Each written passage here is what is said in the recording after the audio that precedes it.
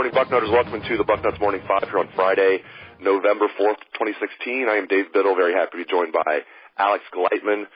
Alex, I posted a story on the site yesterday quoting Tim Beck, and I asked him about not specifically the calls that are being made, the play calls, but the process of the play calling, because a lot of people think that Tim Beck's making play calls, or Ed Warner's making play calls, or Urban Meyer's making play calls. As it turns out, they're all making play calls. Now, Tim Beck's not in charge. Urban Meyer's in charge. Then Ed Warner's kind of the number 2, and Tim's the number 3. But he is making some play calls, and he feels like the process is going very well. And Buckeye fans jumped all over that. Buckeye fans don't feel like the process is going well. It feels like there's too many cooks in the kitchen.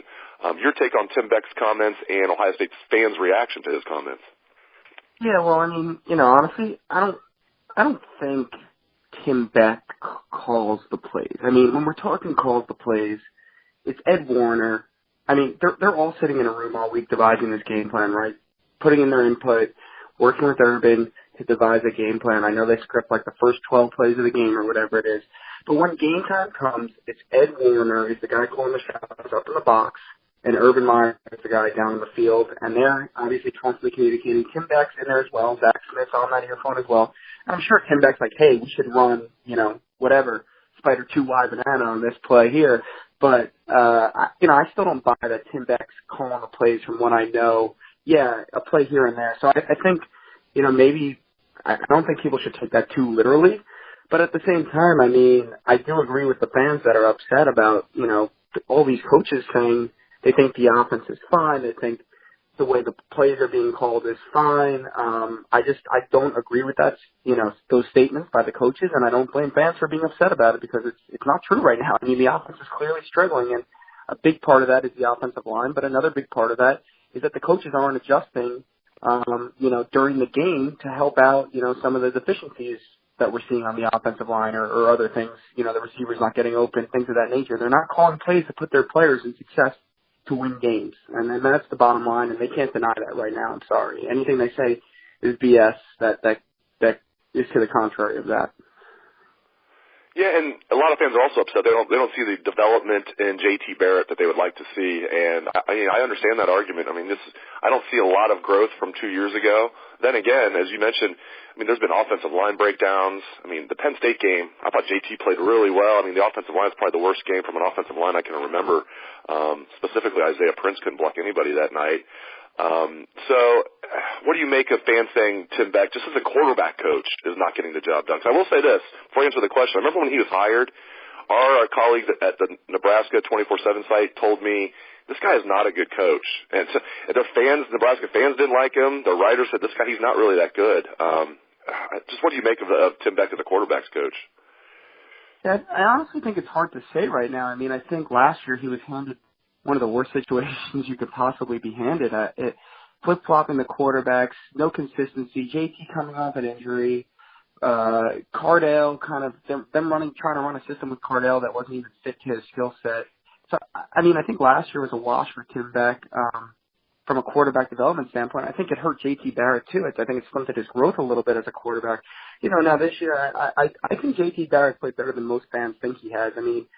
As you said, I don't know if anyone watched the ESPN film room segment on Ohio State this week where they kind of broke down things, and they showed a lot of the problems with the offensive line. Barrett's actually been playing pretty solid, and, he's not really turning the ball over. He's going through his progressions nicely. There's been some issues as far as, him accuracy at times and him, being able to throw the deep ball, but I think that's who JT Barrett is. I don't think, he doesn't have this huge arm. He doesn't have a weenie arm, JT, I'm not saying that, but he doesn't have this huge arm, and, he's a distributor. He's a distributor of the football, and I think everyone, he's not Deshaun Watson. He's not, any of these other guys. He's a guy who needs everyone around him to do their job, I guess I should say. Not even play well, to do their job so that he could do his. And when the offensive line's not doing his job, against Penn State he escaped a ton of pressure. But, going back to Tim Beck, I don't think we can truly judge him until we see Joe Burrow or Dwayne Haskins play quarterback if he's their coach, because I think that's really going to tell us, how good of a coach is he getting a guy on campus and developing them into a passer. And I don't think it's fair to judge Tim Beck as a quarterback coach. I think JT Barrett is who he is.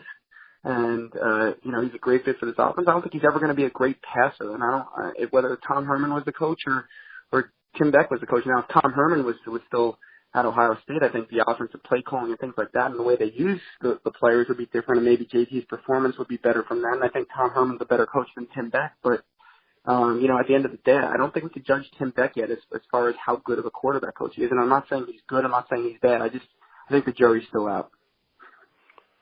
Huge recruiting weekend for Ohio State, to put it mildly. Tell the listeners what they need to look for this weekend as far as recruiting. Yeah, honestly, this is going to be the biggest recruiting weekend of the year. I think it's even going to top the Michigan game. There's some big names on campus, but I think the biggest thing to watch this weekend is Las Vegas, Nevada, Bishop Gorman safety, Bubba Bolden, making his first official visit, his first visit to Ohio State. What I'm hearing, I put a crystal ball in for Bubba Bolden to Ohio State. I put a VIP thing up on the board yesterday about my reasoning behind that, but to give you guys all a little snippet of that, ultimately I'm hearing Bubba Bolden wants to be a Buckeye even though he's never been to campus. He just loves the program and what they're about and making guys into pros and winning championships, and he's got a lot of teammates in Tate Martell, Haskell Garrett, and Tyjon Lindsey coming to Ohio State next year, so it's a comfortable situation for him. And then, on the Ohio State side, I'm hearing they like him a lot, but they just want to get to know him this weekend, kind of figure out their number situation, and he could get the green light to commit if all goes well on both sides, and there's a solid chance that Bubba Bolden could be a Buckeye potentially after the weekend. So I would say that's the big story to watch, but a lot of big visitors on campus this weekend, so it's going to be a fun weekend and fun next week on Bucknuts, tracking down all those recruits and getting everyone here listening to stories.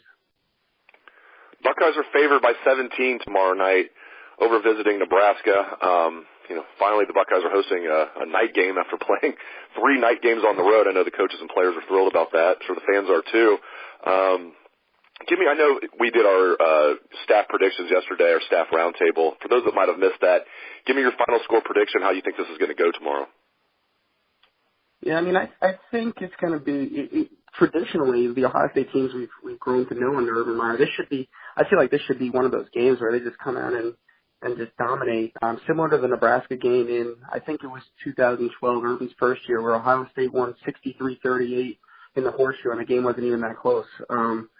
So I think it should be like that. I can't say it's going to be like that just from what we've seen from Ohio State, but I do think they take a step forward this week.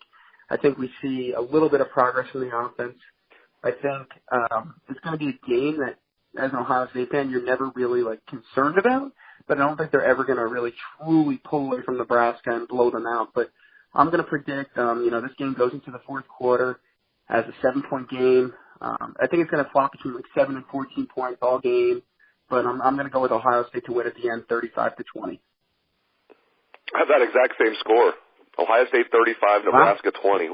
Wow. I have the Buckeyes, like you said, winning comfortably, not blowing them out, not covering the spread unless it changes. Like I said, the spread is 17. I think that's a little too high. Although, if there was going to be a time when Ohio State was going to break out and show that same form that they did against Oklahoma, even though Oklahoma I think was a little bit of fool's gold because their defense is terrible, it's going to be tomorrow night because playing at home, playing at night, and I just think they're ready for kind of a breakout game. And if it doesn't come tomorrow, man, I'm going to start to worry. But, yeah, I think the Buckeyes are going to win comfortably tomorrow. So Alex and I have the exact same score, 35-20.